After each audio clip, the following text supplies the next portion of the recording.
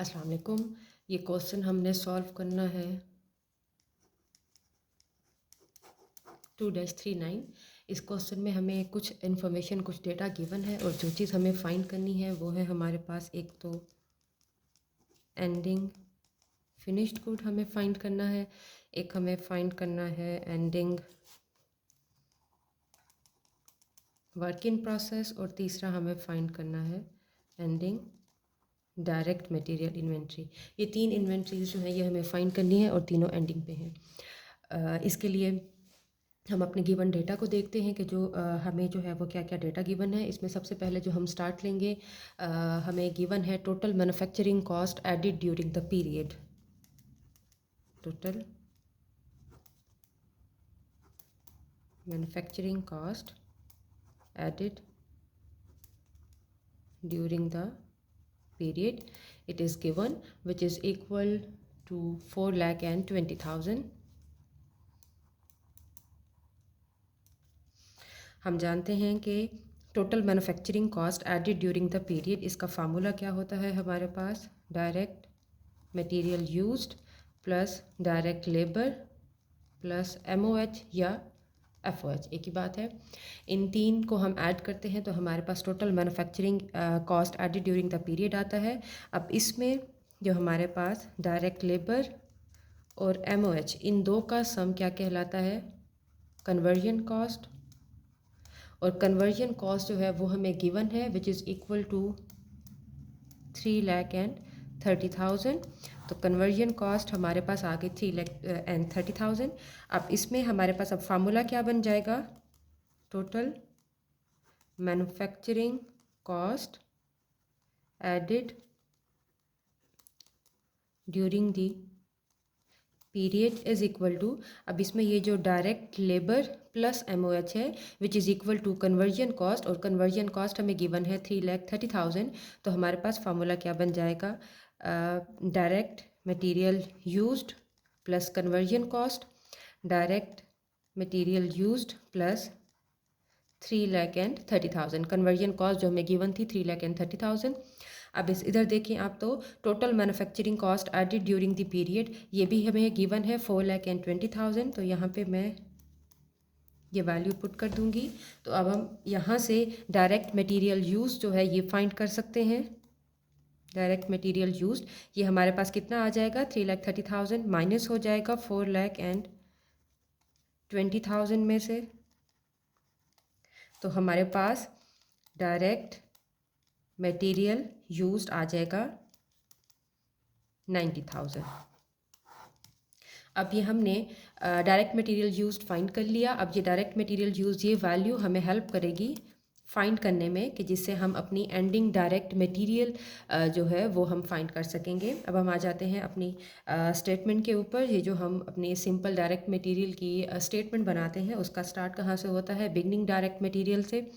तो direct material beginning which is 1 March and 2014, और वो डायरेक्ट मटेरियल हमें गिवन है कितना है हमारे पास 12,500। इसमें हम परचेजेस ऐड करते होते हैं, परचेजेस भी हमें गिवन है, डायरेक्ट मटेरियल परचेज के नाम से क्वेश्चन में ये गिवन है, और ये वैल्यू कितनी है 1,20,000।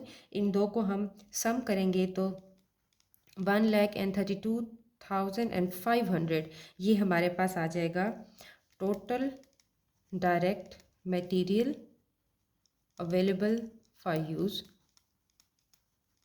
अब इसमें से लेस करते होते हैं direct material ending,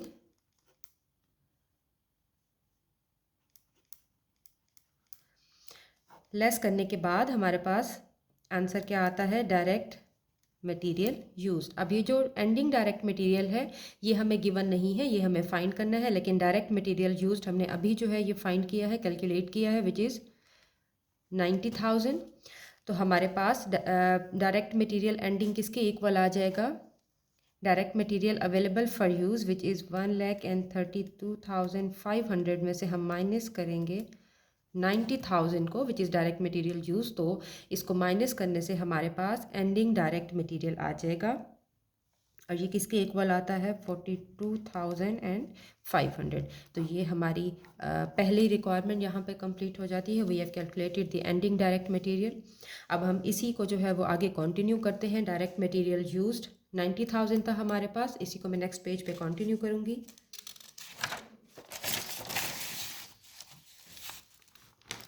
direct material used कितना था हमारे पास 90,000। अब डायरेक्ट मटेरियल यूज में हम क्या ऐड करते होते हैं, डायरेक्ट लेबर, और उसके बाद हम ऐड करते हैं FOH। ऐड करने के बाद हमारे पास क्या आ जाता है, total manufacturing cost added during the period. अब ये डायरेक्ट लेबर और FOH ये हमें इंडिविजुअल या सेपरेटली गिवन नहीं है, बल्कि ये हमें कलेक्टिवली कन्वर्जन कॉस्ट के नाम से गिवन है। तो इन दोनों का सम कन्वर्जन कॉस्ट कहलाता है। तो हम इस डायरेक्ट मटेरियल यूज्ड में हम ऐड कर देंगे कन्वर्जन कॉस्ट को। इसको आप यहाँ पे नहीं मेंशन करेंगे। अगर क्वेश्चन में हमें डायरेक्ट लेबर और FOH इंडिविजुअली गिवन होते तब हम यहाँ पे डायरेक्ट लेबर अलग से ऐड करते और FOH अलग से ऐड करते। क्योंकि इस क्वेश्चन में हमें कन्वर्जन कॉस्ट गिवन है which is equal to the sum of direct labour and FOH। तो इसीलिए अब हम इन दो को अलग से मेंशन नहीं करेंगे, बल्कि ऐड कर देंगे कन्वर्जन कॉस्ट को। और वो कितनी थी हमारे पास 3,30,000। इन दोनों का सम हमारा क्या कहलाएगा, total manufacturing cost added during the period. इन दोनों को हम सम करेंगे तो हमारे पास 4,20,000 आ जाएगा। अब ये वैल्यू ऑलरेडी हमें गिवन भी है, वो यही 4,20,000 है, और इन दोनों को सम करने से भी यही हमारे पास वैल्यू आ गई। अब इसको हम आगे कंटिन्यू करते हैं। Total manufacturing cost added during the period, इसमें ऐड किया जाता है बिगनिंग वर्क इन प्रोसेस को।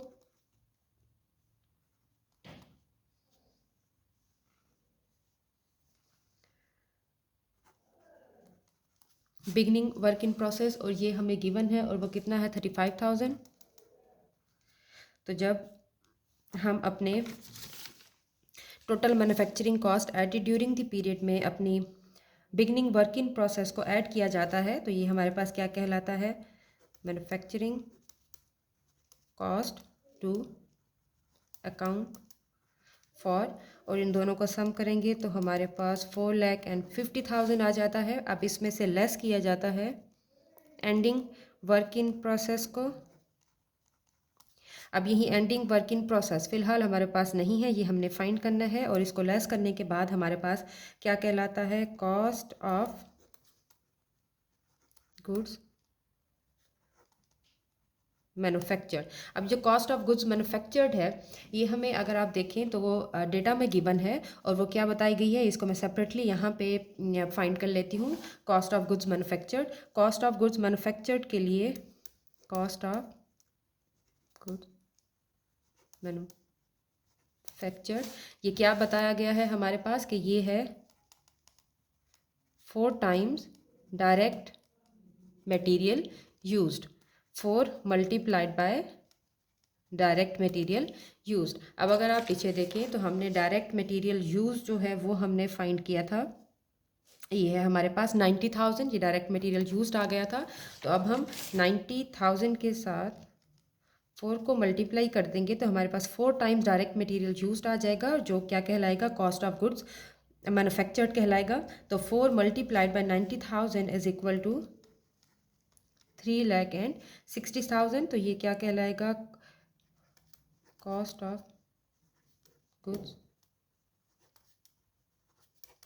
मैन्युफैक्चर्ड। ये 3,60,000 हम इसको यहाँ पे लेके आ जाएंगे। अब इस की हेल्प से हम अपने ending work in process find कर सकते हैं। और वो हम देखें, इस एंडिंग वर्क इन प्रोसेस के लिए हमें क्या चाहिए, manufacturing cost to account for 4,55,000 minus करेंगे अपनी इस एंडिंग वर्क इन प्रोसेस को, तो हमारे पास कॉस्ट ऑफ गुड्स मैन्युफैक्चर्ड आ जाता है। इसका छोटा सा एक फार्मूला यहाँ पे बन जाएगा, और वो क्या बनेगा, manufacturing cost to account for, इसमें से एंडिंग वर्क इन प्रोसेस को माइनस किया जाए तो कॉस्ट ऑफ गुड्स मैन्युफैक्चर्ड आ जाता है। कॉस्ट ऑफ गुड्स मैन्युफैक्चर्ड कितना है, 3,60,000 manufacturing cost to account for कितना है हमारे पास 4,50,000 55,000। इसमें से हम अपनी एंडिंग वर्क इन प्रोसेस को माइनस करते हैं। अब चूँकि यही एंडिंग वर्क इन प्रोसेस हमें जो है वो फाइंड करना है, तो हम किस तरीके से हमारे पास आ जाएगा ये ending work in process 4,55,000 minus 3,60,000। तो 4,55,000 95,000 हमारे पास क्या आ गया एंडिंग वर्क इन प्रोसेस। तो हम इसको यहाँ पे मेंशन कर देंगे 95,000 आ गया हमारे पास एंडिंग वर्क इन प्रोसेस। अब ये चूँकि हमारी एक्स्ट्रा वर्किंग है, यहाँ हमारी स्टेटमेंट चल रही थी कॉस्ट ऑफ गुड्स मैन्युफैक्चर्ड। मैं यहीं से नेक्स्ट पेज पे अपनी स्टेटमेंट को कंटिन्यू करती हूँ ताकि हम अपनी एंडिंग फिनिश्ड गुड को फाइंड कर सकें। Cost of goods manufactured is 3,60,000।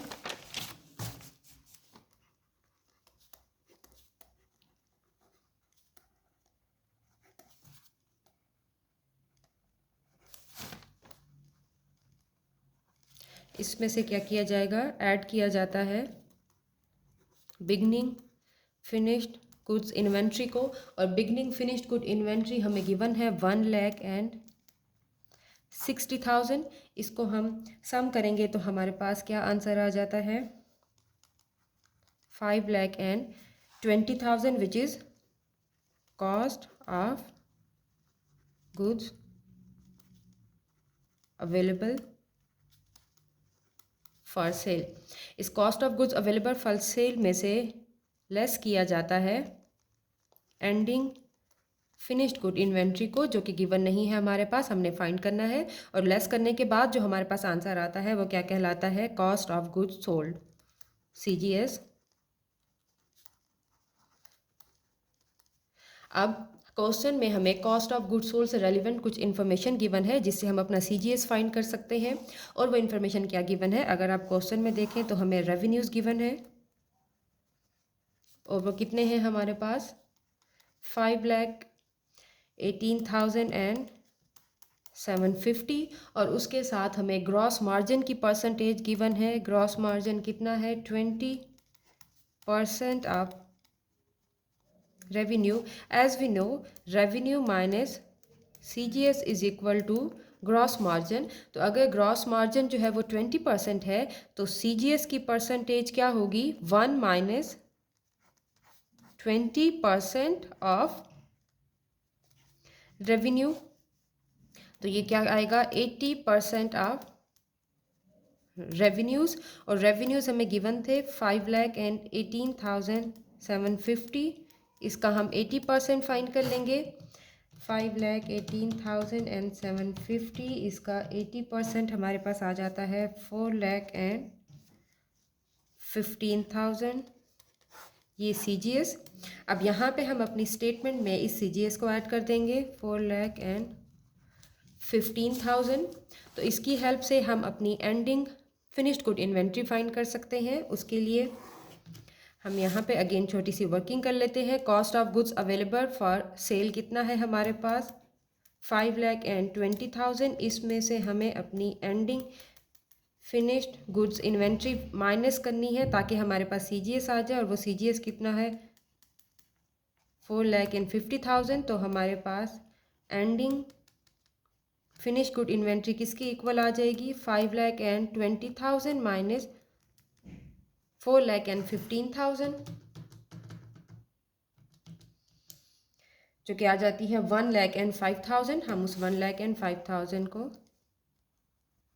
यहाँ पर पुट कर देंगे which is ending finish good inventory. तो ये हमारी तीसरी रिक्वायरमेंट भी कंप्लीट हो गई।